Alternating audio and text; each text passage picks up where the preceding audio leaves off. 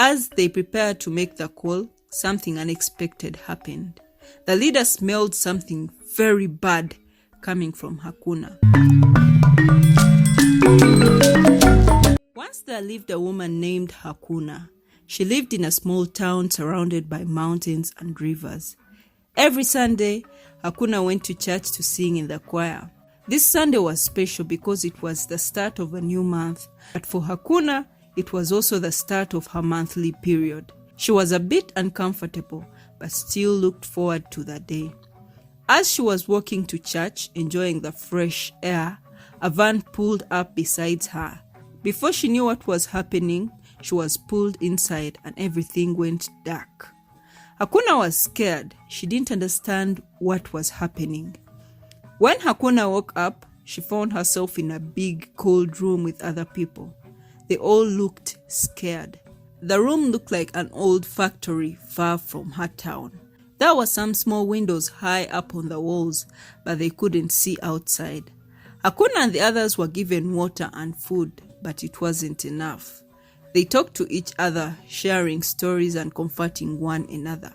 One by one, the kidnappers called the families of the people in the room, asking for money. Hakuna saw some people leave with happy tears, but others stayed, still waiting for their families to send money. It was now 3 days after Hakuna's kidnapping. The kidnappers, masked and always speaking in harsh tones, became the only faces Hakuna and her companions saw. Hakuna learned the names and stories of her fellow captives.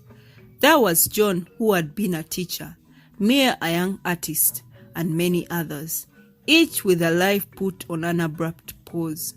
As the kidnappers made their calls, some captives were released, their families having paid the ransom. But each departure was a double-edged sword, leaving those remaining feeling hopeful but scared.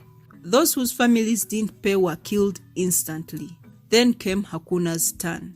The leader of the kidnappers, a tall, imposing man, approached her. "Your family is next," he said. But as they prepared to make the call, something unexpected happened. The leader smelled something very bad coming from Hakuna. The lack of hygiene and the stress had taken a toll on Hakuna's physical state because of her period. Hakuna hadn't showered in 3 days and she smelled so bad and disgusting.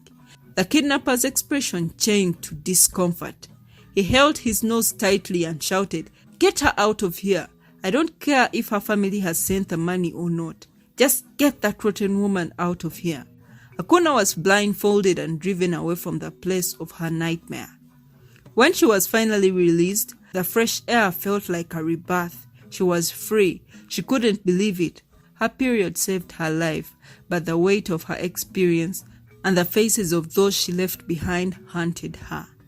Back home, Hakuna struggled to adjust to normal life. The trauma of her kidnapping, the bonds formed with fellow captives left deep marks. She began to speak about her experience, joining forces with groups, advocating for the missing and the kidnapped. This story is a tribute to those who have survived and a call to action to never forget those still waiting to be found. Comment down below what you've learned from this story. Thank you for watching, guys. For more African stories and tales, please subscribe to the channel and don't forget to hit the bell icon so that you're notified every time I post new videos. Thank you for watching.